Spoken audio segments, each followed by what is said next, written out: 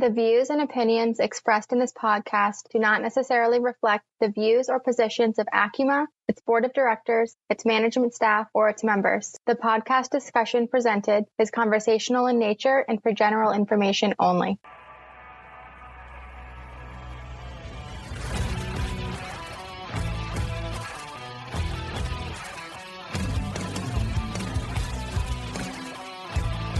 Hello and welcome to Acum's On Point Podcast, a series focused on sharing the stories of people who are making a positive impact in the credit union mortgage industry. I'm your host, Peter Benjamin. Before we get to our episode, just a quick word from our sponsor. This episode is sponsored by Zactus.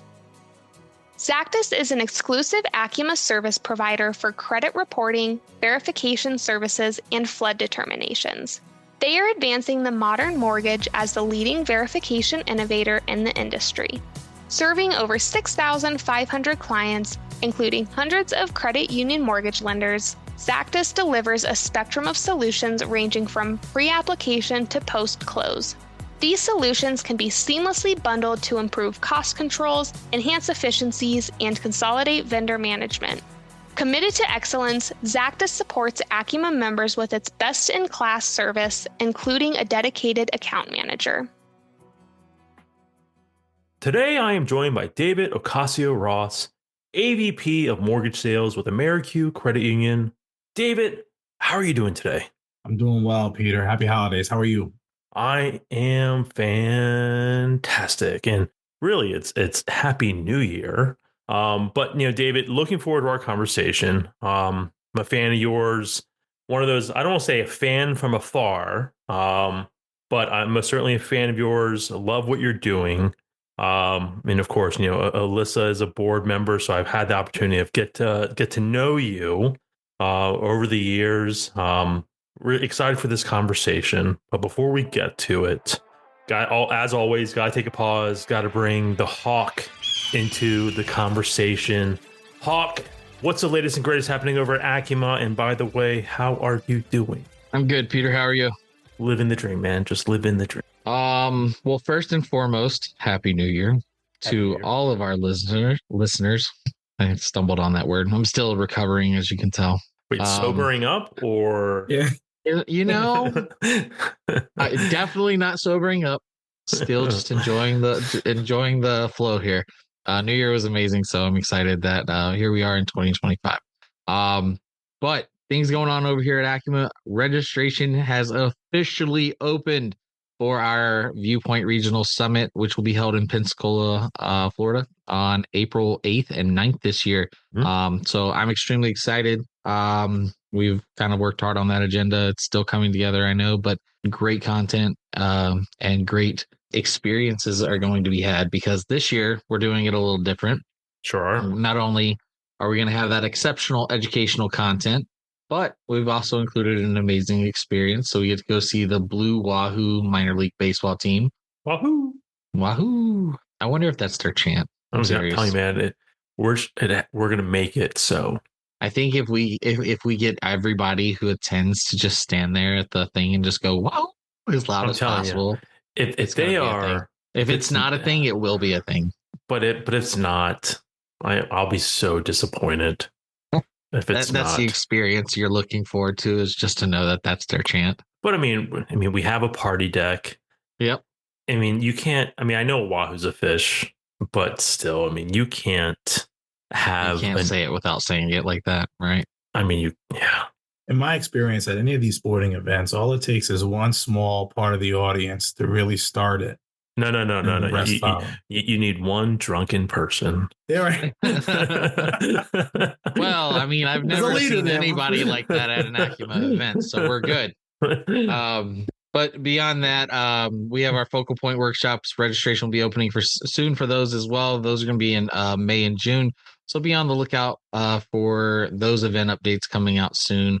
And then we have our Fast Track and Inside Track webinar series. Those are happening year round. So even if you can't make it to an in-person event, which the question I will always ask is why not? We're awesome. Be sure to come out. But if not, we have educational content for you to take in all year long. And then lastly, our Young Professional Network is having their Q1 meeting in February. More information is coming on that soon, so be sure to keep an eye out in your inboxes for you to attend that awesome meeting, Wifey and crew. Awesome. Thank you very much. Appreciate it. All right, David, on to you. Now, again, as I mentioned, I am a fan. I kind of watch your career. I've been watching it while you're at Sunmark. I've been connected with Alyssa, for quite some time. And obviously, here you are at AmeriCU, and I've gotten an opportunity to get to know you. But one of the things that blows me away is it's just who you are as a person, and I want to get to that a bit more. But before we do, and again, this is how I always preface this question. I always ask the same two questions at the beginning and the end. The Act by 1 Point podcast is a people piece. The same question is always asked. The first question is always, what makes David David? Who is David? So that's the first question that I always ask, and I'll ask the next question at the end. But so what makes David David? We'll start with that. Let's get to know who you are first, and you can take that however you want. You can take it personal. You can keep it professional. It's really up to you how you answer that question. So first question, what makes David David? Well, Peter, it's a great question. I think what makes me, whether it's personally or professionally, I think part of what makes me unique in both fields is that I like to look at myself as the same exact person in both settings. I think that's really part of being your true, authentic self. Whether you're an avid sports fan, a devoted father, a dedicated professional in the mortgage field, or whatever field that you're working in, being able to combine and, truly relay that aura of all three with your clients, with your members, with your business partners. That's all part of what makes someone their true, authentic self. For me personally, I definitely look at myself as a father first. I have an 11-year-old daughter, very involved in her life. I also coach both her school and her AAU competitive basketball teams. Outside of that, there's just the 13 years of experience working in the financial institutions, almost 3 years in the mortgage space as part of that. And I've been very fortunate enough to come across some great mentors throughout this 13 years that have, got me here today. So I like to just reciprocate that, whether it's on LinkedIn, any type of social media, Facebook. So that way you get an idea of who you're dealing with and who you're working with. And, you get to see that, we're people too. And I'm glad you said that. You keep using the word, authentic, and your authentic self. And I think that's why, I wanted to have you on this podcast. That the more I get to know you and the more I kind of watch you on LinkedIn, I think that's, why, right? It's, you are authentic. Your posts on LinkedIn, they're genuine. When you read them, it's about who you are and your dedication to your craft, but two, your family, and it's just about being who you are, and you're not going to portray who you are, right? And I think that is something special, right? We all go out there and we talk about, hey, as leaders, it's about the work-life balance, right? But I'm guilty of it. It's I don't necessarily, walk the walk. I tell Justin all the time, family first, right? But then I bury myself in work, right? Right. And I'm not walking the walk, right? But I love that. I think it was probably about a month ago. I want to say right after Thanksgiving, you had a great post right after you came back from like your Thanksgiving vacation with, about your time spent with, I think like a week and a half off, like with your family and your daughter. And it was great, right? If my kids were old enough, I would post family pics on LinkedIn because they are the thing that motivates me. So absolutely, they are, I love that, your authentic self is something that focuses on is one of the things that you keep referencing. Now, coming back to why, this is going to be like the main center or the main focus on our conversation is because for you, like in our prep to this conversation, that focus on being genuine, that focus on being your authentic self, that's not something you kind of just live and breathe. That's something that you kind of say to your team, hey, I want you to be this way too. I don't want you to betray who you are. Go out there and be Steve, be Lisa, be Laura, be Johnny, and that's who you are. And don't try being someone else. Am I putting words in your mouth or am I Not at all, hitting not it? at all. No, you hit it right on the nail. When I look at the success that, this organization and my team had, department had as a whole and 24, that was a big part of that. And there was most certainly some growing pains, because it does, when you look at it in hindsight, it definitely puts you in a weird spot to be able to talk about yourself comfortably, whether you have 30 years of experience in the field or 30 minutes of experience in the field. One thing that does not change is whether it's a client, whether it's a business partner, whether it's both, they're still going to want to know who they're doing business with or who they're having a conversation with. So being able to reflect that in a way that is as true and authentic to you as possible while still representing your organization the best way you can. So there's been just a ton of great conversations with my team and being able to recognize that and really use that as a cornerstone of being able to build their sphere of influence and expand on that. And they've done such a great job with it too. So I'm super proud of them. Shout out to all my LOs and those that are working the field at AmeriCU. But it's huge. It's huge because that's really what has elevated this team, the sales team, to another levels. Our ability to advertise ourselves as exactly who we are. Like, do we have kids? Are we married? Who are we behind the title, the professional title? And then that has led to further conversation about, SU sports, family gatherings, an invite to the housewarming. It really helps us build heartfelt, meaningful relationships. And then you take it a step further. And from a referral standpoint, our names ring bells just because we've taken that true, authentic approach. Again, shout out to the team because they've done such a great job at adapting that, but it really takes being able to make yourself uncomfortable to get comfortable doing that. And correct me if I'm wrong, like you guys aren't in you're not in like a cityscape. You're pretty spread out in upstate New York, right? Absolutely. Yeah. So We're covering 24 counties. A lot of rural areas. There's some areas that obviously, we've got like Syracuse and the Utica Rome area and, stretching out toward Binghamton. So, in some areas, absolutely. But there's definitely others that have really, put us in quite the position where we've had to focus on building those relationships. So the reason I asked that question, I'm sorry to interrupt you, but in those cases where you are so spread out, right, your reputation becomes very important, right? It's one thing when you're in a cityscape and you have, numbers are in your favor, right? Yeah. And you have like this dense population where if, one realtor, as an example, doesn't work with you, well, there's other fish in the sea, right? When you're in a rural area and everyone's, there's maybe only 10 realtors in a very rural county. Well, there's really not other fish in the sea. You have to have a sound reputation. They have to know who you are.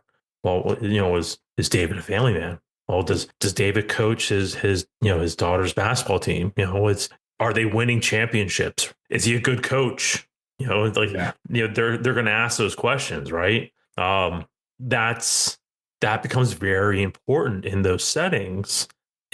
Much different than, again, I'm in the DC area. Yeah. Much different here, right? It changes the game. The game. Me personally, I've gotten a few referrals from parents whose child I coached.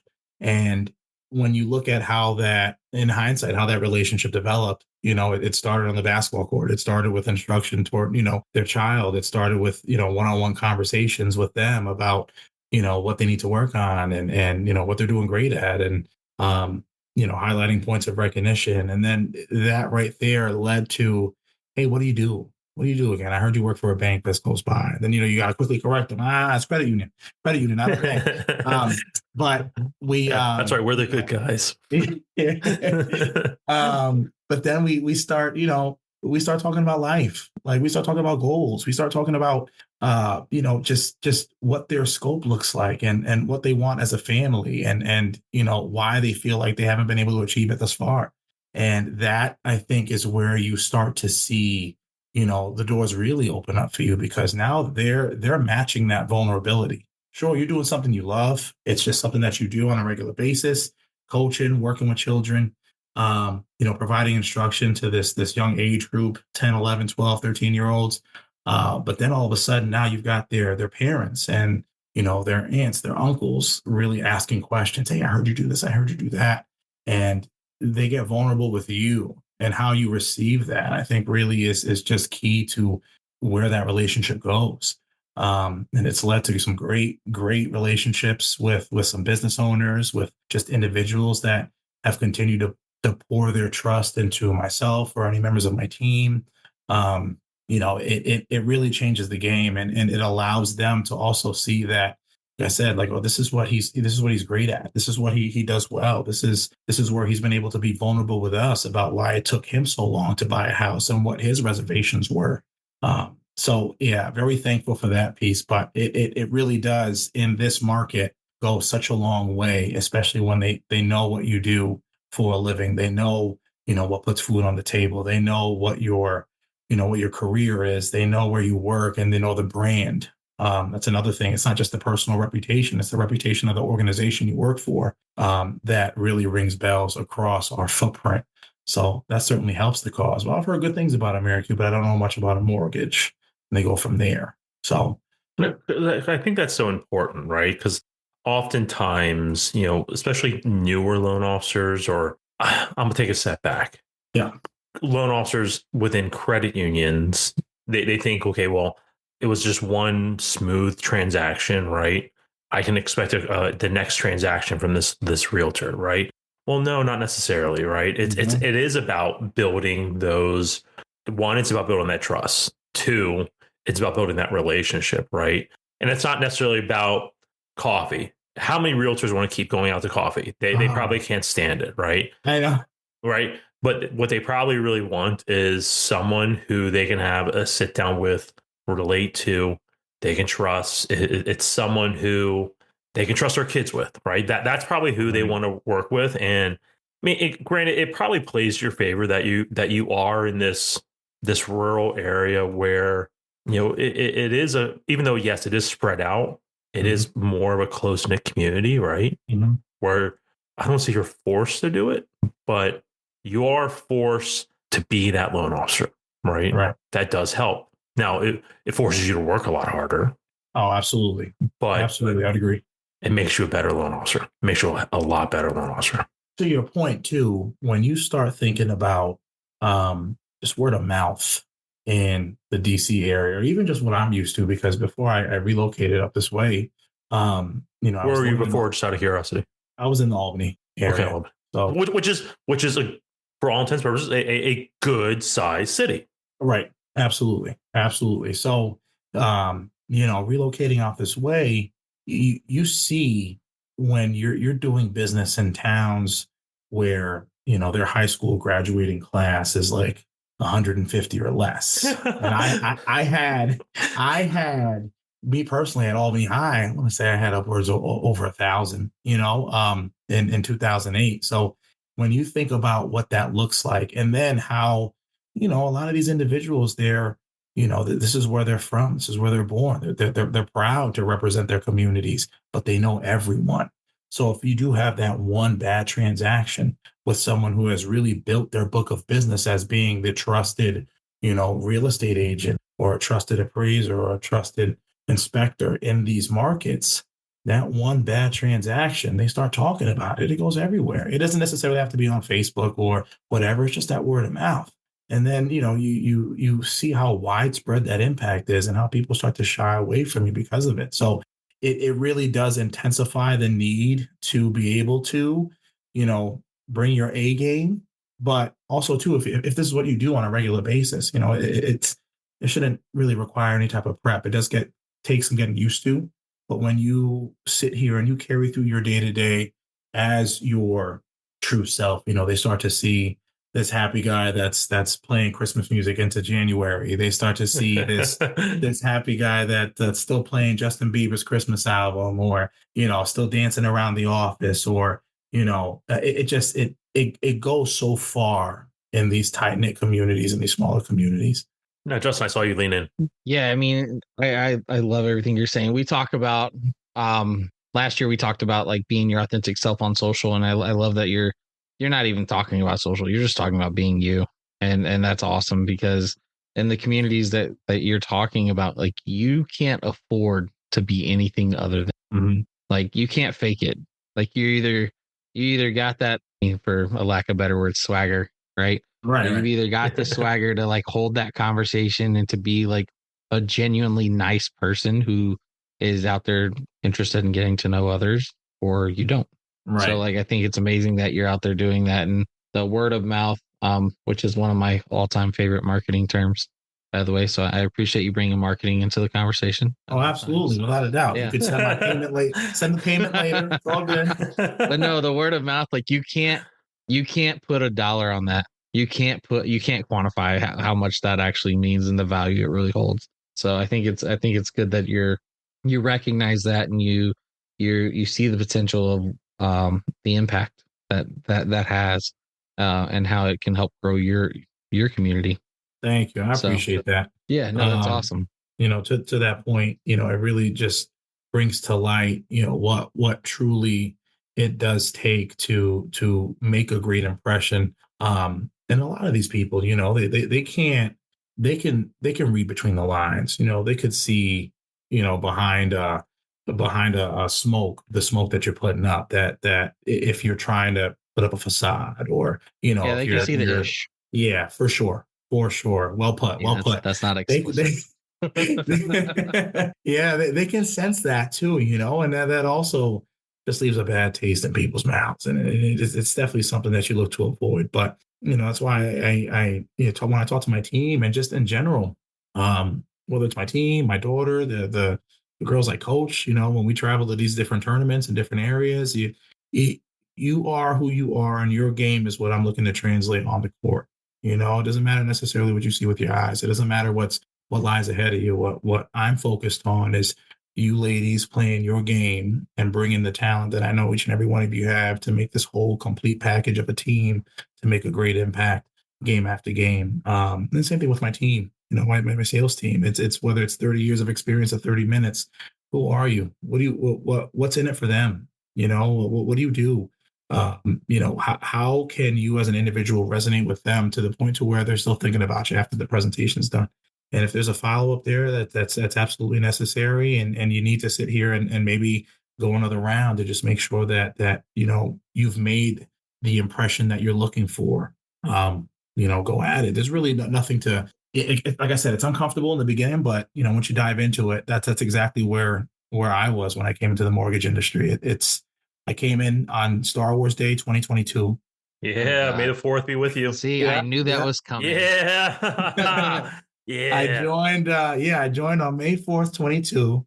And I came from, at the time I was in a business development manager role.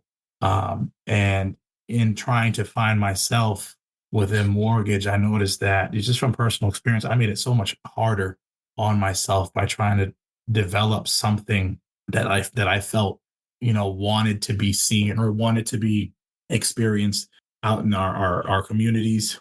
It was just so much easier once I said, like, this is who I am. This is what I bring to the table. This is how I can best represent my team. And this is how me and my team can, best represent our organizations as each other, as the individuals that were hired and to represent our credit union in these communities. And then it really took off from there. So definitely some growing pains for sure. But, what's an experience without it? It really sits with you. Right. So just out of curiosity, how many loan officers do you have underneath you? Well, you said 12? Yes, sir. Okay. And right now they're all seeing they've all bought into this idea of just going out, being your authentic self. And they're all seeing the success with their local realtors. And 2024 has been a solid year for you, right? Yeah, 24 was an amazing year. The organization as a whole achieved their funded loan goal for the year, exceeded it actually, which was great. Ended up with a solid pipeline to carry over to 25. It's very true. And I had, over half of my team not just meet but also exceed their portion of the annual goal. So their individual funded loan goals, which was awesome because it really showed how much dedication they put to exceeding the mark, not just hitting it. Like, what are you reaching for? Are you reaching for just that cusp right there? Are you trying to go over? So yeah, 24, a lot of lessons learned, but it really took us and elevated us to a new level. So that's why it's still all gas, no brakes going into 25. Right. But I mean, it's a testament to the idea of go out there, build a relationship. One, be you, right? Yeah. But build the relationships, right? Take that time, spend a little bit more time and get to know these realtors, right? Don't just assume that they're going to send you business, but really get to know them, right? Absolutely. And that time will be returned to you tenfold in loan production, right? And if you think about it too, I mean, we've got layers as people. We've got layers as individuals, and sometimes it takes a little bit of time to peel back these layers to see what makes us tick, and really what resonates with us as people. I may have somebody that just because they're a Dallas Mavs fan and they right there they tug at the heartstrings, or they like Kyrie Irving, or they're a New England Patriots fan. I know they're horrible right now. They've been horrible for a little while now, but we're not going to talk about that. You may find that, through their love of something else that resonates with you, and maybe that helps, penetrate some of these layers a little bit sooner. But sometimes it takes that. It takes these people getting to see what your interests are and what you enjoy and, what makes you tick for them to be like, I like this guy or I like this girl. So it really is so important in being able to prioritize, because when you think about it, there's a different lender on every corner.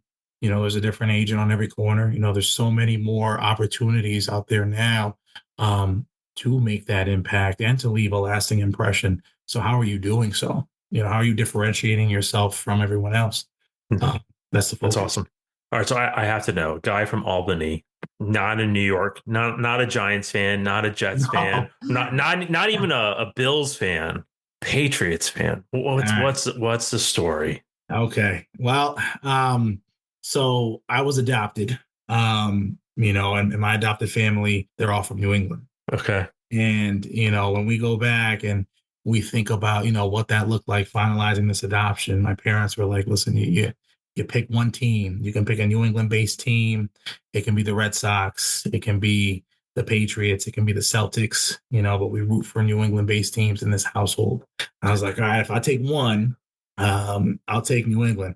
And I like to blame that choice for all the success that they had in that solid decade. Not Tom Brady, not Belichick. It was right there.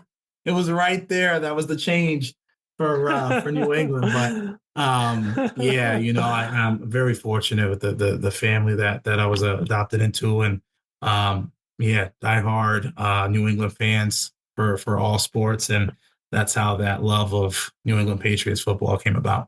Okay, I appreciate you sharing that story. Hindsight, you should be also really excited that you chose the Patriots, because at least you got a lot more highs out of it than lows. Yeah. It's been low for a little bit for me right now. But, just for a little bit, but like the memories I'm grasping onto. Yeah, there you go. you had a good, strong, I want to say a decade. We had a run.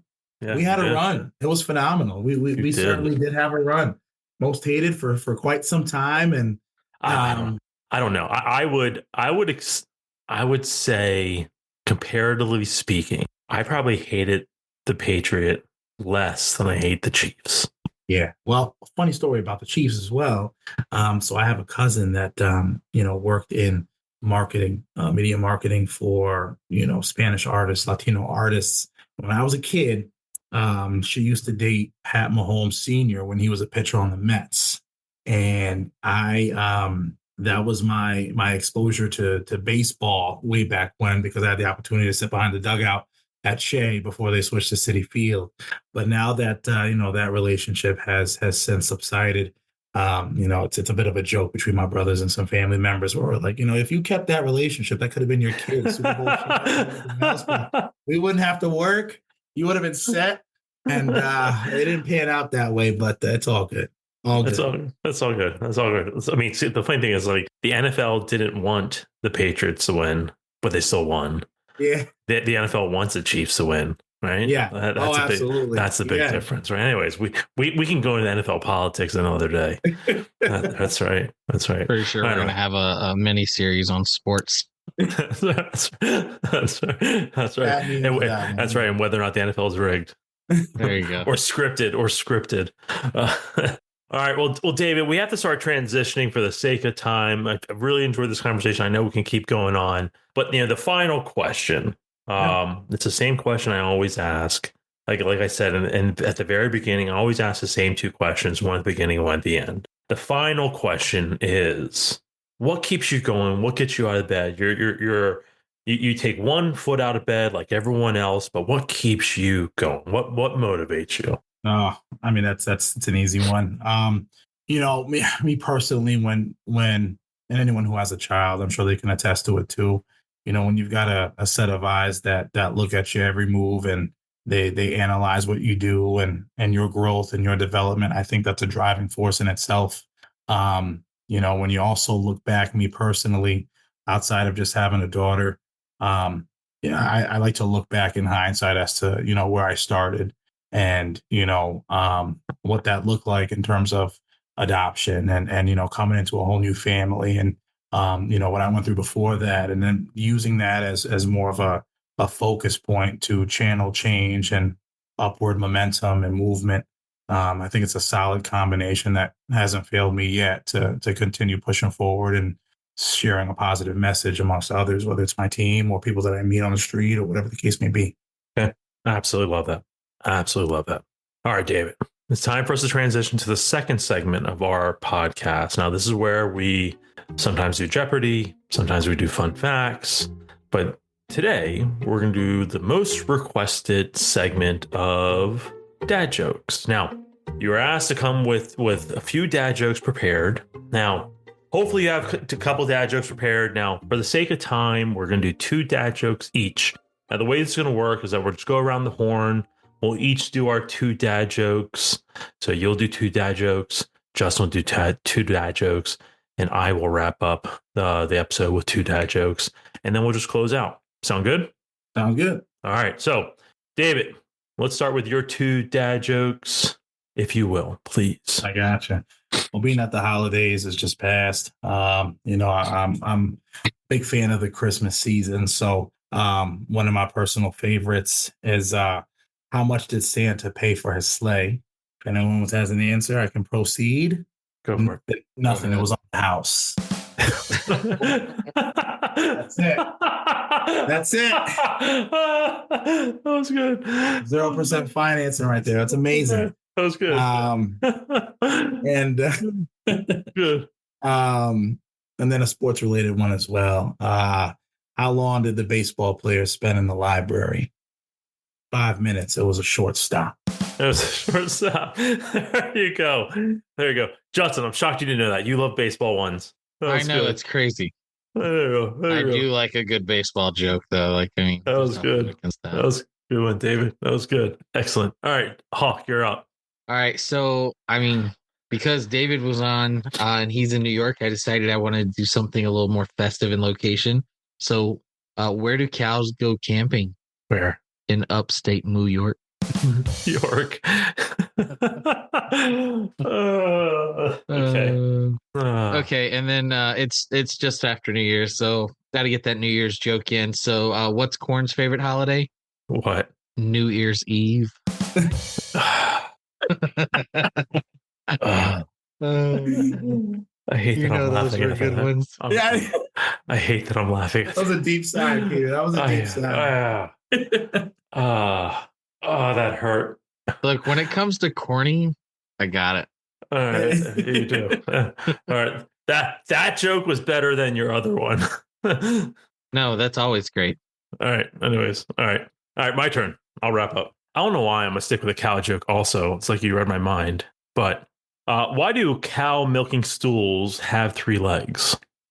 Because the cow has the udder. Okay, and I'm also, because we are just past Christmas, I'm also gonna have another Christmas one. What nationality is Santa Claus? Oh God. Worldly? God. No, North Polish. All right. Well, that wraps up this episode of Dad Jokes. David, thank you very much for joining us on this episode of the Acma On Point podcast. Really enjoyed our conversation. It was a pleasure speaking with you. It was really enjoyed our conversation.